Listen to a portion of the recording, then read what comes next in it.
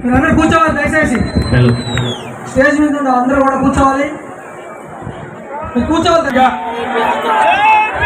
ఇవాళ ఎంతో ప్రేమతో అభిమానంతో ఆత్మీయతతో ఇక్కడికి విచ్చేసినటువంటి పసుపులేటి అభిమానం ఏం చేయాలి? ఈ పార్టీల్ని కుప్పకొచ్చేయాలి. ఏం చేయాలి? ఈ పార్టీల్ని అడ్రస్ లేకుండా చేయాలి. ఎందుకంటే ఈ రాష్ట్రంలో బీసీలో, ఎస్టీలో, మైనార్టీలో 90% ఉంటే ఇక్కడ పరిపాలన చేస్తా ఉంది. ఎందుకు అతి గతిలైనటువంటి వాళ్ళు మన మీద పెత్తనం జలాయిస్తుంటే ఎన్ని సంవత్సరాలు, ఎన్ని ఏళ్ళుగా బానిసగా పట్టుతారని చెప్పని మీ అందరినీ అడుగుతా ఉన్నా. బానిస సంఖ్యలు చెప్పుకున్నావా లేదా?